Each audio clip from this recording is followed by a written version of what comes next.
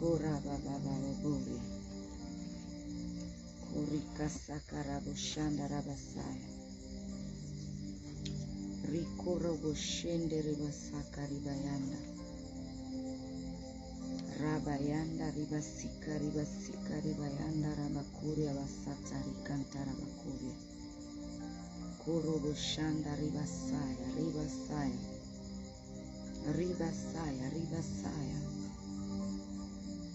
Koro boshanda ribasika ribayanda.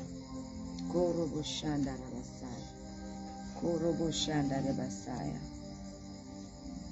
Koro boshanda ribasaya.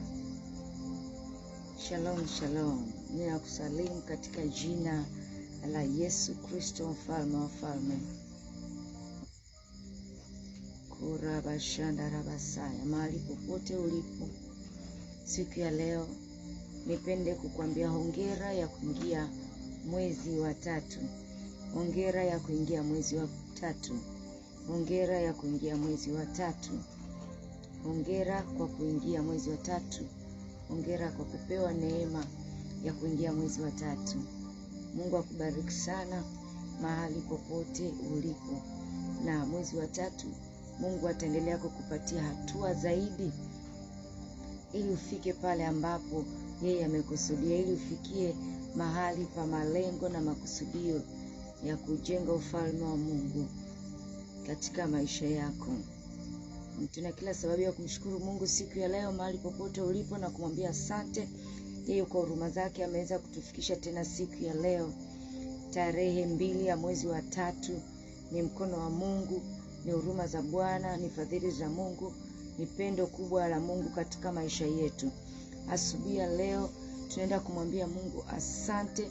Tunaenda kumwambia Mungu asante kwa pendo lake, asante kwa huruma. Mahali popote ulipo tukamshukuru Mungu na kumwambia Mungu asante. Karabashanda. Baba, tunakushukuru, tunasema asante asubuhi ya leo. Asante kwa neema yako. Asante kwa pendo lako. Asante kwa fadhili zako. Asante kwa huruma zako. Asante kwa wema wako e Bwana. Asante kwa mema ambayo umetujalia. Asante kwa huruma zako kwenye maisha yetu. Tunazidi kuona mkono wako, tunazidi kuona fadhili zako. Asante kwa kutupa neema ya kuingia mwezi wa 3. Asante kwa kutupa neema ya kuingia mwezi wa 3. Tunakushukuru, tunazidi kuona mkono wako, tunazidi kuziona fadhili zako. Mwezi wa 3 tunaingia kwenye malango yako kwa shukurani tukisema asante. Tunaingia mbele zako tukisema asante. Asante Mungu wa huruma. Asante Mungu wa upendo. Asante Mungu unayetuwazia mawazo mema. Asante Mungu ambaye unatuepusha na kila mkono wa adui. Asante kwa sababu umekusudia kutufikisha mbali. Nasi tunanyenyekea chini ya mkono wako ulio hodari ili tuweze kufikia yale malengo na makusudio ambayo umetukusudia kuyatimiza mwaka huu e Bwana. Ninakubariki kwa sababu wewe ni Mungu. Asante kwa ajili ya kila mmoja ambaye ananifuatilia, ambaye ameungana na mimi katika asubuhi ya rehema, asubuhi ya huruma za Bwana. Ninakubariki Mungu wetu uliye mwema. Ninakubariki Mungu mkamilifu na wa haki. Ninasema asante kwa sababu mwezi wa 3 tunaenda kuona mkono wako, tunaenda kuziona fadhili zako, tunaenda kuona huruma zako. Ni katika jina la Yesu Kristo, mfalme wa wafalme. Amen. Amen. Mungu akubariki sana mahali popote ulipo, ikiwa ni wiki ya kwanza kabisa ya mwezi wa 3. Ikiwa ni wiki ya kwanza ya mwezi wa 3, tunatambua sisi ni washindi. Natambua kwamba wewe ni mshindi mahali ulipo, na utaendelea kudhihirisha ushindi wa kimbingu mahali popote ulipo kwenye maisha yako. Asubuhi ya leo, katika hii asubuhi ya rehema, asubuhi ya huruma za Bwana, kabla tujaingia katika maombi na kukabidhi maisha yetu, kukabidhi kazi zetu, biashara zetu, kazi za mikono yetu na yote ambayo yapo katika maisha yetu, nataka tuende tukatafakari neno la Mungu na kichwa cha somo ambacho tutatembea nacho wiki nzima. Kinasema ya kwamba haya ndiyo majira yangu. Haya ndiyo majira yangu. Haya ndiyo majira yangu. Mahali popote ulipo waweza kusema haya ndiyo majira yangu. Mwezi huu wa 3, haya ndiyo majira yako ya Bwana kujidhihirisha, ya Bwana kujifunua, ya Bwana kutenda wema, ya Bwana kuonyesha fadhili zake, ya Bwana kukupatia ushuhuda, ya Bwana kukuinua katika viwango vingine. Haya ndiyo majira yako. Haya ndiyo majira yako. Utamwona Mungu, utamshuhudia Mungu, utaona wema wa Bwana katika maisha yako, katika jina la Yesu Kristo, katika jina la Yesu Kristo, katika jina la Yesu Kristo. Na mahali ulipo unaweza ukaendelea kukiri ya kwamba haya ndiyo majira yangu, haya ndiyo majira yangu. Na andiko letu la msingi linatoka katika kitabu cha Zaburi 102 ule mstari wa 13. Zaburi 102 ule mstari wa 13. Zaburi 102 ule mstari wa 13. Maandiko yanasema ya kwamba wewe mwenyewe utasimama na kuirehemu Sayuni, kwa maana ndio wakati wa kuihurumia, na majira yaliyoamriwa yamewadia. Wewe mwenyewe utasimama na kuirehemu Sayuni. Sasa hapo kwenye Sayuni weka jina lako, ya kwamba wewe mwenyewe utasimama na kunirehemu mimi Luciana. Weka jina lako, kwa maana ndio wakati wa kuihurumia, kwa maana ndio wakati wa kunihurumia, na majira yaliyoamriwa yamewadia. Unaweka jina lako ya kwamba wewe mwenyewe utasimama na kumrehemu Luciana. Wewe mwenyewe utasimama na kunirehemu mimi Luciana. Wewe mwenyewe utasimama na kunihurumia, kwa maana ndio wakati wa kuihurumia. Anasema maana majira yaliyoamriwa yamewadia. Nataka utambue haya ndio majira ya Mungu kukuhurumia. Haya ndio majira ya Mungu kujifunua kwenye maisha yako. Haya ndio majira ya Mungu kuonyesha wema wake kwenye maisha yako, kwenye familia yako, kwenye ndoto zako, kwenye kila eneo la maisha yako. Anasema wewe mwenyewe utasimama na kuirehemu Sayuni, kwa maana ndio majira yaliyoamriwa. Huu ndio wakati wa kuihurumia Sayuni. Huu ndio wakati wa Mungu kukuhurumia. Huu ndio wakati wa Mungu kuonyesha huruma zake kwenye maisha yako.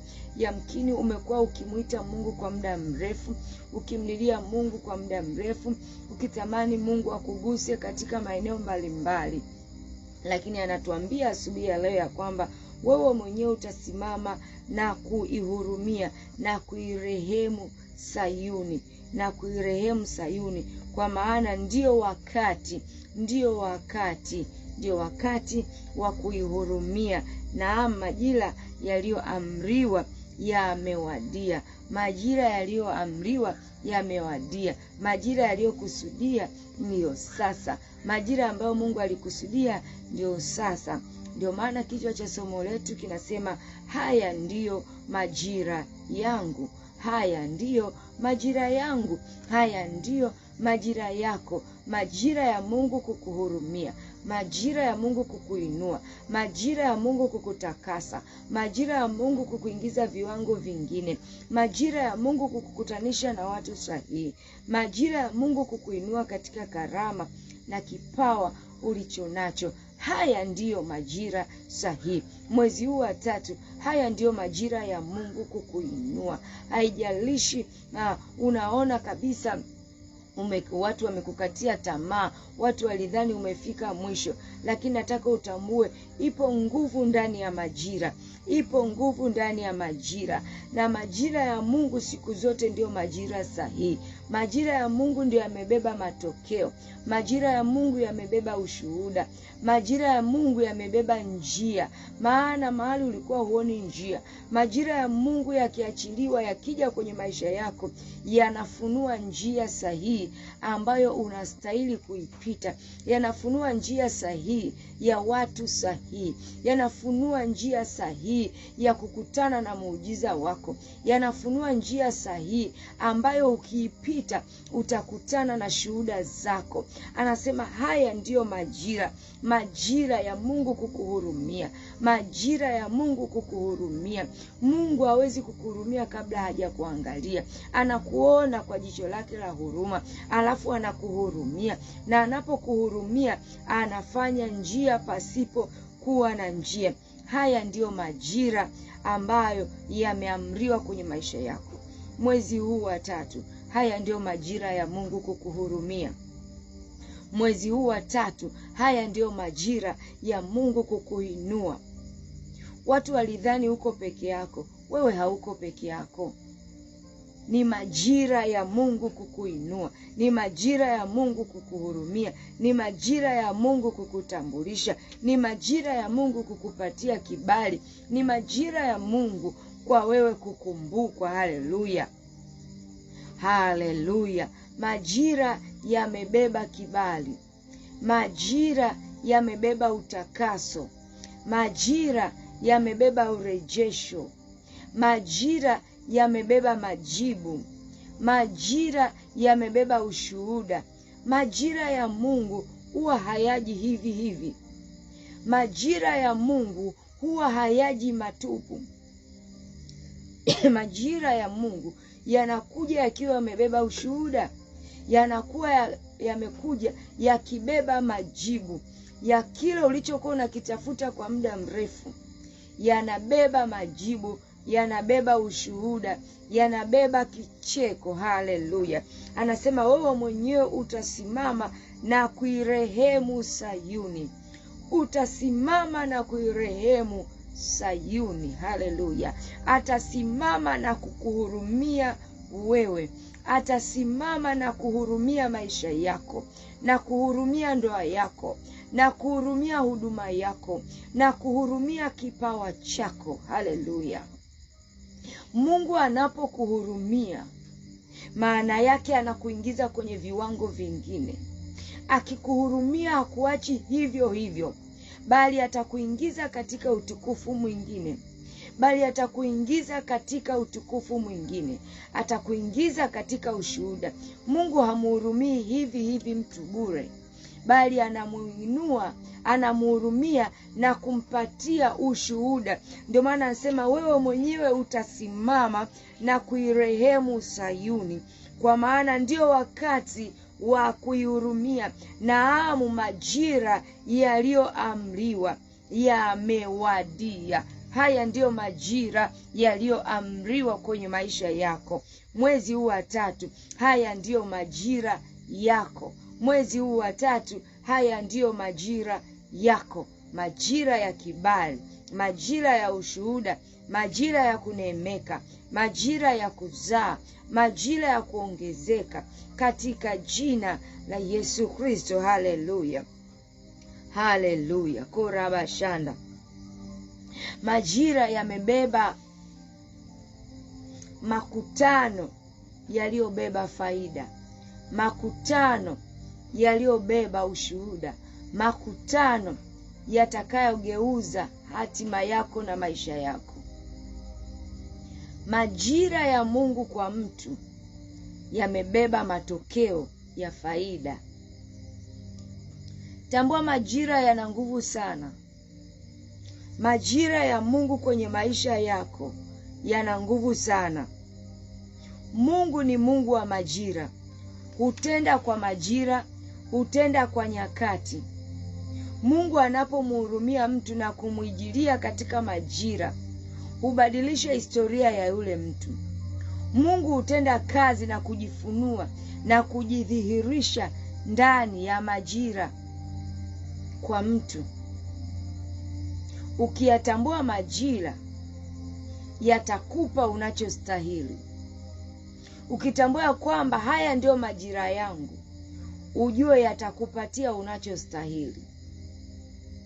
Ukiyatambua haya ndio majira yangu, yatakupatia unachostahili. Kuna nguvu pale unapotambua majira. Kuna nguvu pale unapoyakubali majira ya Mungu. Kuna utendaji na udhihirisho wa Mungu ambao una uwezo wa kubadilisha hatima yako.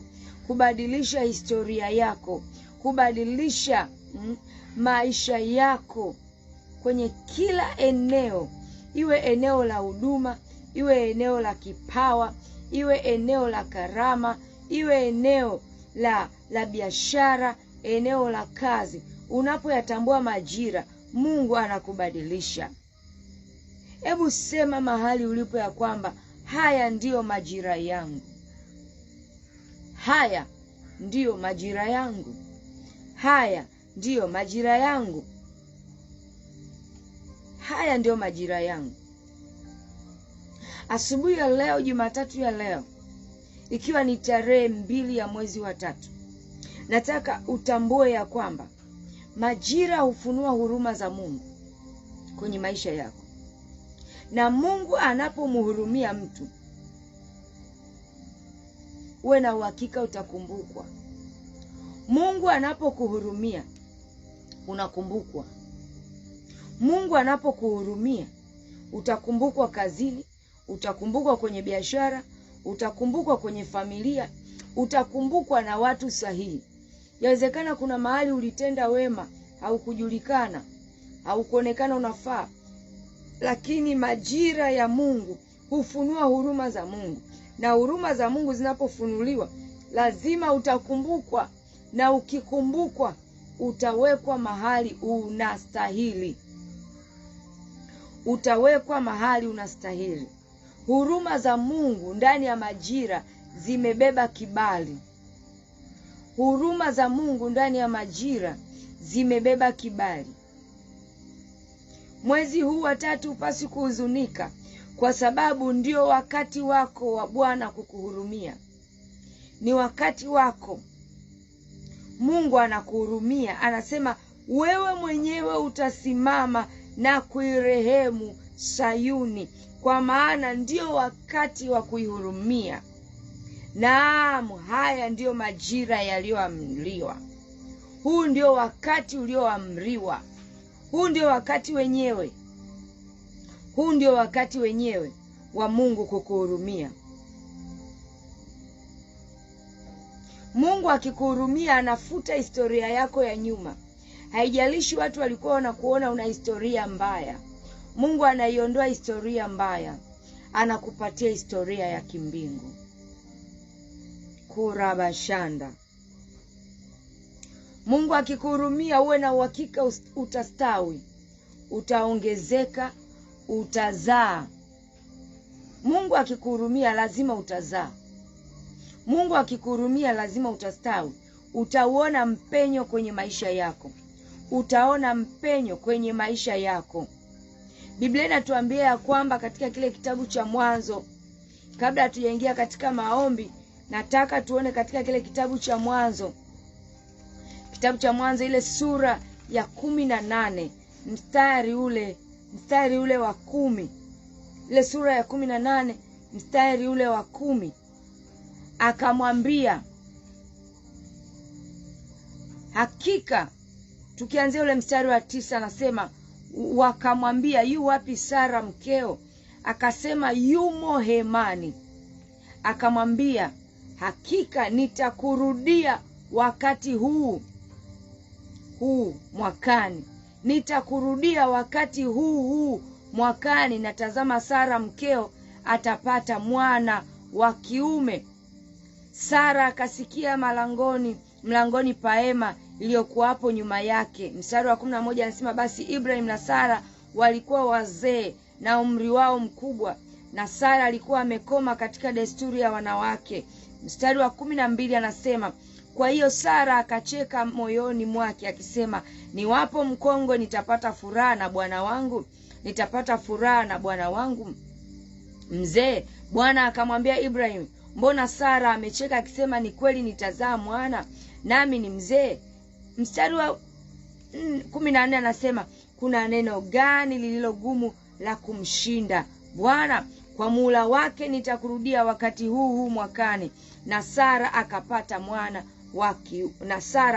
mwana wa kiume. Haleluya. Haleluya. Kuna mambo uliyatafuta muda mrefu. Kuna mambo yanaonekana kwenye maisha yako huna sifa ya kuyapata. huna vigezo vya kupata, huna vigezo, unaona huna vigezo. Lakini hata Sara aliona hana vigezo, aliona hana kigezo cha kupata tena mtoto. Lakini majira yalipofika, tumeona katika hii Zaburi 102 anasema wewe mwenyewe utasimama na kuirehemu Sayuni. Majira yalipofika, vigezo unapata. Huruma za Mungu huleta vigezo kwa mtu. Huruma za Mungu huleta vigezo kwenye maisha ya mtu. Yule aliyokuwa anaonekana hafai, anafaa. Huruma za Mungu humpatia mtu vigezo. Huruma za Mungu humfanya mtu afae. Huruma za Mungu majira yanapofika humfanya mtu afae. Sara alipata vigezo, japokuwa alijiona hana vigezo. Majira yalipofika, Mungu alimpa vigezo. Majira yalipowadia, Mungu alimpa vigezo. Alimuhurumia, akampa vigezo na akapata mtoto kwa majira ambayo Mungu aliyakusudia. Sema, haya ndiyo majira yangu. Haya ndiyo majira yangu. Majira yanapofika, Mungu anakuhurumia. Na Mungu akikuhurumia, anakupa vigezo, anakupa sifa. Utaonekana unafaa mahali ulionekana hufai. Utaonekana una vigezo mahali ulikuwa huna vigezo. Kwa nini? Kwa sababu majira ya Mungu humpa mtu vigezo, humpa mtu kufaa, humpa mtu kuonekana, humpa mtu vigezo na kuonekana anafaa. Mwezi huu wa 3 usiogope. Mungu anaenda kukupatia vigezo kwa sababu ni majira yako. Ni majira ya Bwana kwenye maisha yako. Ni majira ya Mungu kwenye maisha yako. Na lazima akupatie vigezo. Usiogope. Usihuzunike. Usiogope. Mazingira, hali ya hewa, umri si tatizo mbele za Mungu linapokuja swala la majira yake. Mazingira, umri si kikwazo yanapokuja majira ya Mungu kwenye maisha ya mtu. Umri si kikwazo, mazingira si kikwazo, historia ya nyuma si kikwazo.